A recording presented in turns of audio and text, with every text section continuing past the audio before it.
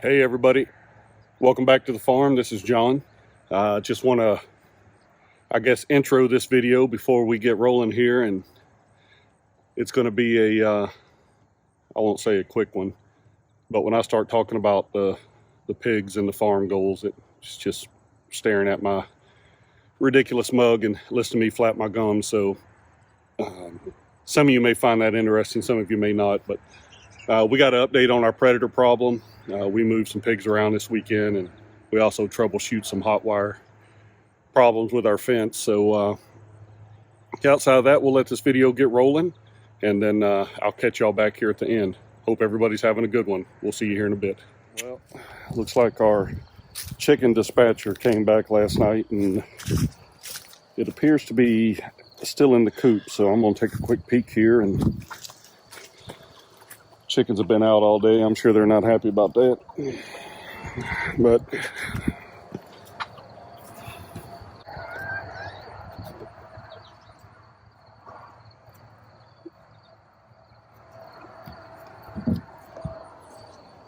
he seems to be relaxing on the carcass of another chicken that he consumed last night. So, well, I guess we can park the mystery machine, because now we know the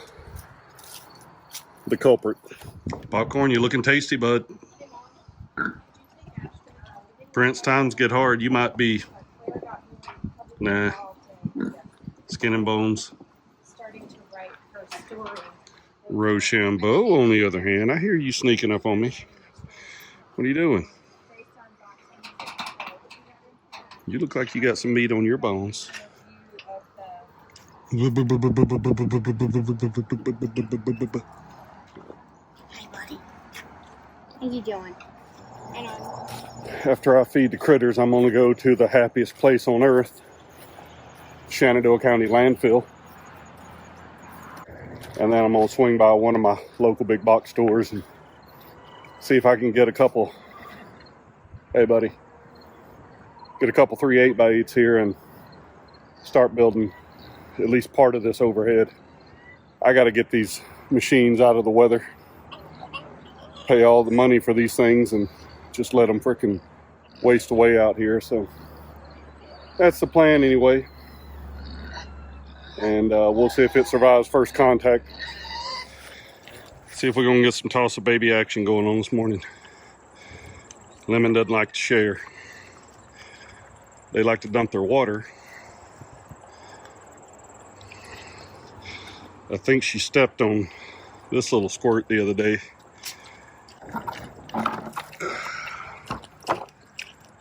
Getting around all right? Yeah, you seem to be moving just fine.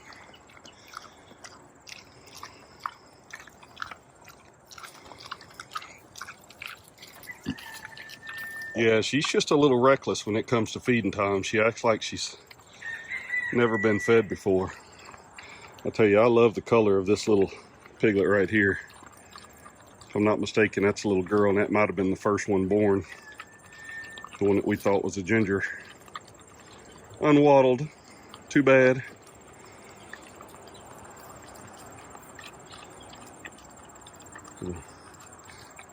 Double waddled swallow belly right there. Yeah, toss that piggy. You don't like sharing, do you?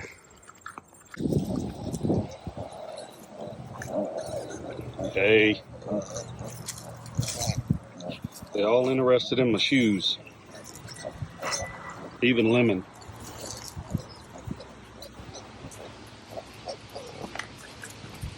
Little jumping beans.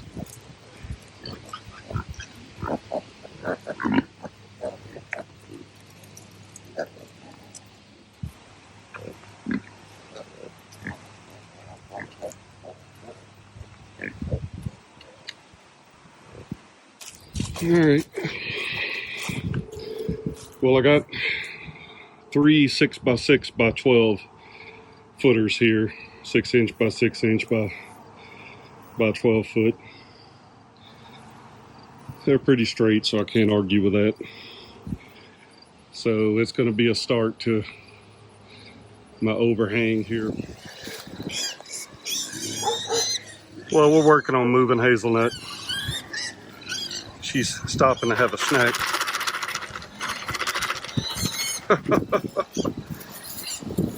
She's a character. Man, she's a good looking pig though. She is definitely pregnant.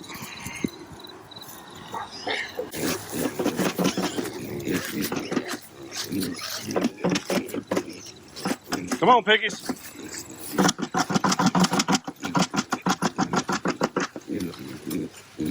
Come on.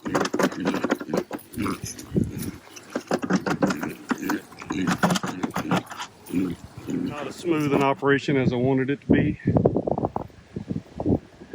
Big finger coming in. That's hazelnut out there as we focus. I got my 3 borrows. It's Odin, popcorn, and I think this is Chip over here. Yeah, this is Chip, Odin, popcorn, and then we got 9 wee piggies getting acclimated. They're going to establish their pecking order. It was easier to get Hazelnut in here right now and then focus getting her into the sow paddock after a couple days.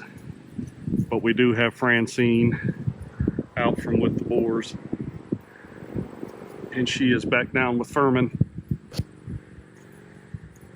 So they'll be getting out of here, I think Tuesday is the plan. In the process, I'm going out here to check my fence again because my wire kept jumping off one of the insulators and grounding itself out. But I think I got that sorted again, a little bit more permanent of a patch. So I'm going to test the fence. Well, that ain't good. My fence isn't registering at all. All right, I found a spot where it's registering, but it ain't much. So let me see if I can get this figured out. Yeah, I haven't had my fence read that low before. So I just cleaned up a couple spots. We're gonna hook her back up here, and I'm gonna go walk over where the outer perimeter is and do a couple tests. Walking up this hill, cardio. All right, well, I'm running the edge around the perimeter, and I found one of my problems here. See how this broke? And it's grounding right there on that post. So yeah, that's a problem. Yep, that was it, all the way back to 7,000. And it was barely registering 3. So that'll be a spine-numbing experience if piggies get on it. You always look like you about to get into something. Romeo's a good pig. So yeah, this one on the bottom was broken off, so I just replaced it with a shorter one. The wire will still make that turn without touching that post. But yeah, it was definitely grounding it out pretty good, so fence problem solved. I'm glad I checked it, or I sure wouldn't have known what was going on. But the same thing was happening down there at the bottom. It was grounding itself out. And, yeah, stuff happens now. So I've been mentioning probably for a couple different videos now, on and off, about what the goals for the farm are. So it's pretty simple right now. I mean, the goal is to just build out our herd. And, you know, in doing that, we're not looking to raise and sell show pigs. That's not what we're trying to do here. I do want my pigs to have certain characteristics, you know, and I really enjoy the Kunekune breed. So the first thing I look for in any of my pigs is their disposition and how easy they are to handle. And I also look at how they interact in the herd. Now, there are going to be, you know, times where they're just not going to get along. I mean, they are a herd animal. They do have a pecking order, and they will establish that. So I look for the mothering instinct in the sows. And you saw us go through Lemon's farrowing, and just the stress that we had going into that based off of her first farrowing attempt. So it was, you know, it was good to see her perform the way she did, and that's how I expect all of my Kune sows to perform. You know, I want the sows to have 10 teats. Perfectly even teats, it's not a priority. But when it comes to teats, I want at least 10. And that's because I'm trying to get a 5 pig average out of all of my sows. If I have a sow, she's got the right number of teats and she farrows, that she can produce milk and feed those babies. So yeah, that's really, what we're looking for in pigs. It's not a color. The wattles are part of the Kunekune breed standard, and I understand that people want wattled pigs, but unwattled Kunekunes are still purebred Kunekunes. I have pigs that are unwattled that are absolutely amazing otherwise. I've even had unwattled pigs with even teats. Conformation otherwise was really good. Get to know your farmer, get to know your breeder, find out what their goals are. And I don't hide this from people. I tell them, look, I don't breed show pigs. If you're looking for a show pig and I have one that I think would be of show quality, I'll be more than happy to show you that pig, show you why I think those things, allow you to go look at other farms, look at their breeds, and make an educated decision. But those are a lot of things I'm looking for in my pigs. It's not color, it's not, I don't want an entire herd of black and white pigs. I mean, that's pretty dry. I also don't want an entire herd of ginger pigs either. That would be equally as boring. So I like the color variations in the Coonies. And yes, I would bring a pig into my herd if I was trying to get some color combinations. But that would be my choice. And that would be me working closely with another breeder about some of the things I was looking for. And there'd probably be some questions associated with that. So as far as farm goals go, the main goal right now is to grow my herd. If it was up to me, I would not sell one pig that we produced, much to the chagrin of Amanda and Clara. They like to see our pigs go to other farms and things along those lines. I wouldn't sell any of them. My immediate short-term goal, if we look out 5 years, I'll say 5 years is my short-term window, is to take 6 pigs per month to market. So that's having enough pigs on this farm that every month I can take 6 in. That'll be at least 18 months old. And I'm hoping to achieve 80 to 100 pounds of pork from those animals and 15 to 20 pounds of fat. So that's I think those are conservative estimates at this point, based off some of the pigs I've raised and just some of the feedback I've gotten from other farmers who are in a more active cadence of processing animals. But in the next 5 years, I would like to see this farm become self-sustaining. In other words, the income and the expenses cancel each other out. So yeah, 1,800 pounds of meat per pig. I'm looking at a cheat sheet here because I don't commit all this to memory. 15, 20 pounds of fat, processing around 18 months, and then, direct to consumer sales. I don't want to, sell through a third party or anything like that. It'll be direct to consumer. I'm starting to build a lot of relationships with people who are, who like what we're doing here. How we raise our animals and how we treat our animals, that they can come and interact with our animals. And I think that's appealing to a lot of folks when it comes to what they're going to put in their body. Am I going to feed a non-GMO feed? Maybe, maybe not. Now, when I can buy in bulk, which is another goal in the next year, is to have at least the ability to store 4 tons of pig feed here on the farm. Once I can buy in bulk, I can have feed milled to my standard. Will it be non-GMO? Maybe. I mean, I think I'm more concerned about, I want a product that's coming from farms in a local area, that's being milled by a local mill, that's being brought to my farm by a local individual, and that's being put into my animals that are in turn going to go back and feed the local community. Now, I think I can run comfortably 200 pigs on this farm, and that's at varying stages of growth. Now I'm gonna have to watch myself and the number of sows and boars that I have that are here for breeding stock.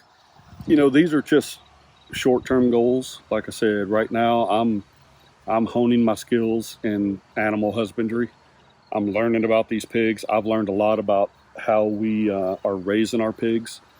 I need to do a lot on our farm for pasture improvement, more opportunity for browse for the pigs. You know, make sure I strike that balance of, you know, the nutrition that I give them from a pig feed with the food that they're getting on pasture. You know, I want to make sure I have a pig that's going to perform on pasture. You know, breeding stock, are we going to sell breeding stock? Yes, we will. We have people that are interested in pigs that we produce. How much are we going to sell as breeding stock? Probably, if I had my way, 10%. You know, and that's not talking a lot of pigs per year. You know, if I'm producing 80 to 100 pigs per year, you know, 10% of that, 8 to 10 pigs that we would sell as breeding stock. And if it's a quality pig, it's probably going to turn around and stay right here on the farm. You know, here in the next couple of years, we are going to look at replacement sows. Those will be tough decisions to make and ones that aren't going to get made today. So, but yeah, we'll sell breeding stock and, you know, and see how it goes. But once again, my goal is not to be a pig mill. I know they're out there. People complain about them all the time. You know, like I said, if you're going to buy a pig, get to know your farmer. And that's the best I can tell you. Do some research online, and I wouldn't say social media is the best place to go. Anyway, I've been rambling on here for a while. I think that'll hopefully prompt a couple questions, and I'm not getting into the price of pork right now. That'll be a business decision that'll get made when it comes time to start selling. Am I going to sell whole pigs, halves, or quarters? Possibly, probably. Is it going to be based off live weight or hang? I mean, those are all decisions that'll get made when as we move forward. But anyway, I think that's enough for now. Got any questions? Drop them down in the comments. Shoot me an email, and I'll be more than happy to hear what everybody has to say. Well, I got these posts pulled out of my truck. That's about as far as I've got on this project today. I'm guessing it's going to be tomorrow now. All right, no laughing at my drawing abilities. So, barn is here. Got an 18-foot span here that I'm planning on using a 2x8. Here, a 2x8 on the back side and a 2x8 on the front side. These 6x6s, they'll have a 9-foot spacing. And then I'm looking at coming off, you know, 10 foot from the post to post inside dimensions. I'm looking at coming off of this with 2x6s, or should I use 2x8s on a 2-foot spacing? So there'll be 9 of those, and then I'll come across those with 2x4s at every 2 foot laid flat for purlins to strap my sheet metal to. So I think that's kind of where I'm at. Obviously, I have not bought these materials yet.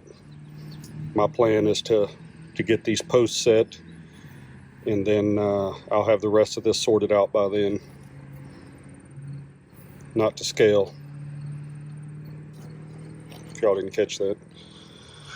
I'll have the rest of this sorted out by then, and I'll know what I need to buy. And once again, price of materials right now makes me want to vomit. But anyway, it's kind of where I'm at.